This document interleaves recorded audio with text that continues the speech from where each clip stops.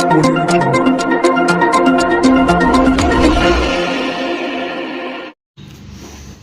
શહેરના પાંડેસરા અને ભિસ્તાન વિસ્તારમાંથી મોબાઈલ સ્નેચિંગ અને ચોરી કરતા રીઢા આરોપીઓને ઝડપી પાડતી મોબાઈલ ચોરીના ભેદ ઉકલતી સુરત શહેર ક્રાઇમ બ્રાન્ચ. નાયબ પોલીસ કમિશનર સુરતનાઓએ સુરત શહેરમાં બનતા મોબાઈલ સ્નેચિંગ ચોરીના ગુનાઓ અટકાવવા અને બનતા ગુનાઓ આચરતા આરોપીઓને ઝડપી પાડી ગુનાનો ભેદ ઉકેલી કાઢવા માટે સૂચના આપવામાં આવી હોય પોલીસ ઇન્સ્પેક્ટરના માર્ગદર્શન હેઠળ ડીસીબી પોલીસ સ્ટેશનના એન્ટી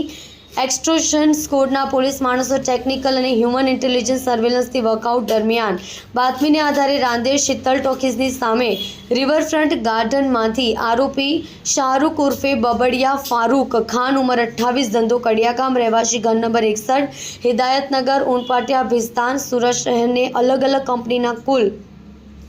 6 મોબાઈલ ફોન સાથે ઝડપી પાડી તેના વિરુદ્ધ કાયદેસરની કાર્યવાહી કરી છે. આરોપી અગાઉ ખૂન, ઘરફોડ અને શરીર સંબંધી ગુનામાં પકડાયેલ ચૂક્યો છે. પાસા તડીપાની સજા કાપી આવેલ છેલ્લા 2024ની સાલમાં પાસા કાપી આવ્યા બાદ મોજશોખ પૂરા કરવા માટે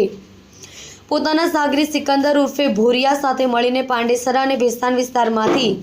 10થી વધુ મોબાઈલ સ્નેચિંગ ચોરીના ગુનાઓ આચરેલા હોવાની કબૂલાત કરી છે.